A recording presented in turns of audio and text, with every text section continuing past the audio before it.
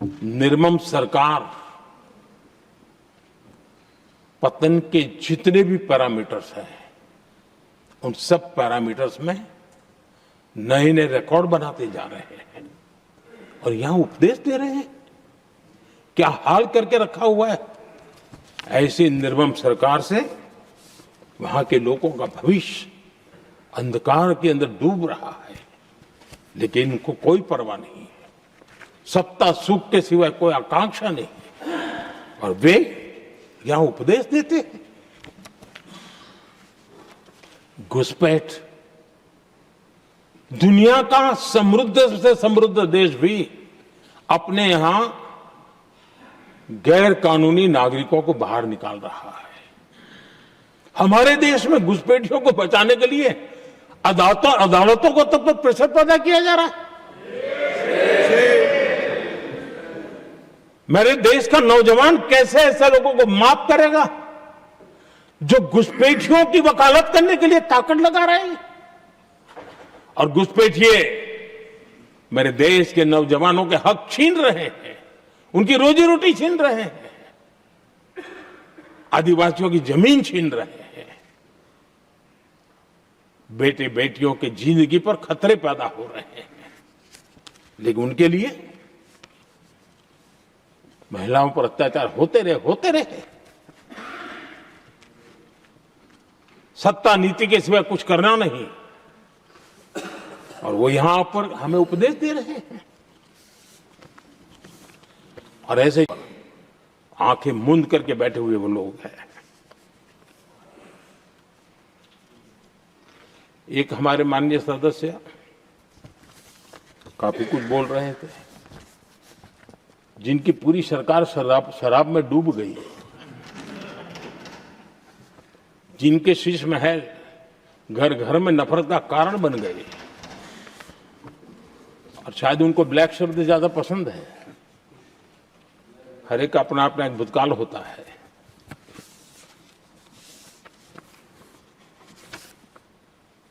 पता नहीं ब्लैक के साथ उनका क्या पुराना रिश्ता है। आदरणीय सभापति जी, ऐसे सभी साथियों से मैं आज जरूर कहूंगा, तुम कितना दुनिया को धोखा दोगे, तुम कितना दुनिया को धोखा दोगे। आईना देख लिया तो अपनी सच्चाई कहां छिपाओगे।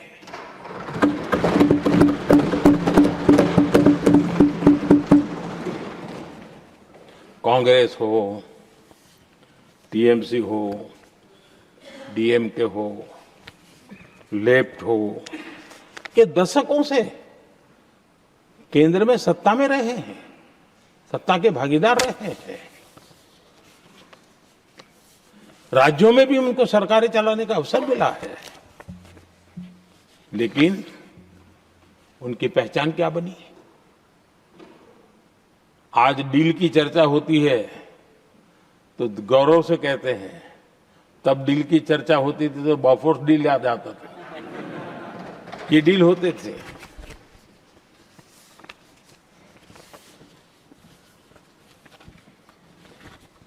उन्होंने सिर्फ जेब भरने का काम किया। नागरिकों के जीवन में बदलाव आना ये उनकी प्राथमिकता नहीं थी।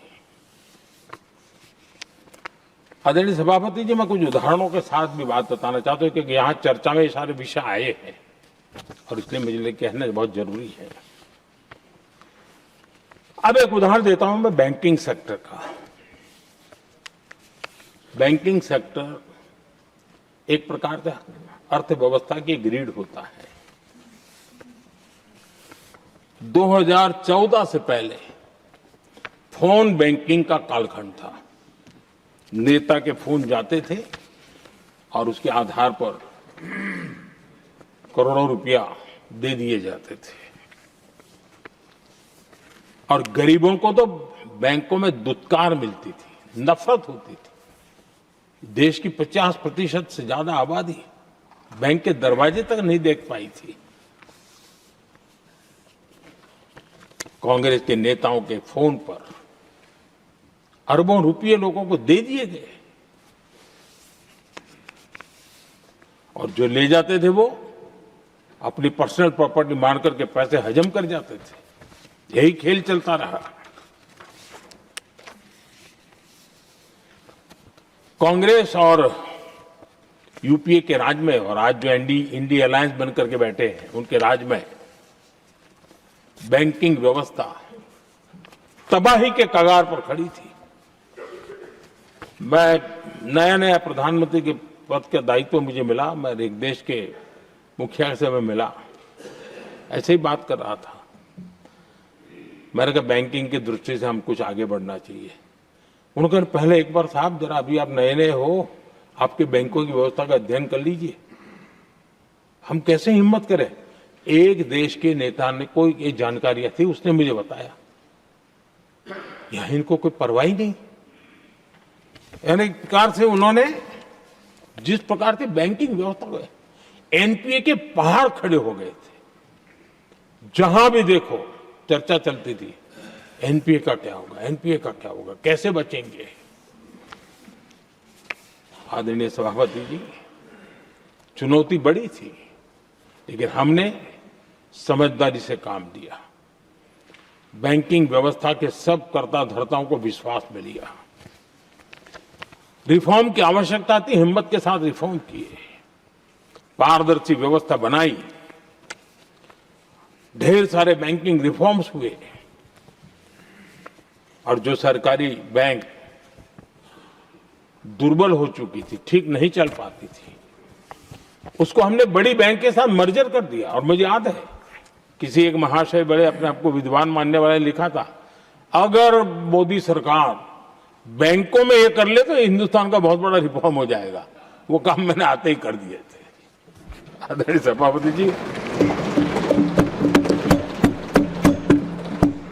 और इन सारी चीजों का नतीजा हुआ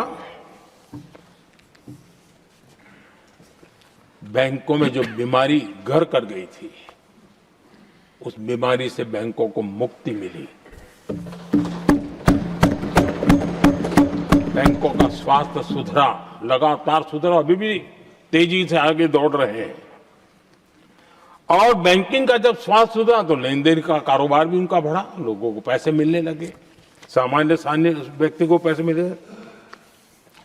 ऐसे ऐसे गरीब लोगों को लोन मिले जिनके लिए कभी बैंक के दरवाजे बंद थे, बेचारा दूर से देख करके उसे जाना पड़ता था।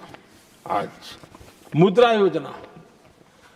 योजना जो देश के नौजवान को अपने पैरों पर खड़े रहने की ताकत देता है, मुद्रा योजना जो स्वरोजगार की प्रेरणा देता है, लेकिन स्वरोजगार के भाषण के काम नहीं होता है, उसका हाथ पकड़ना पड़ता है।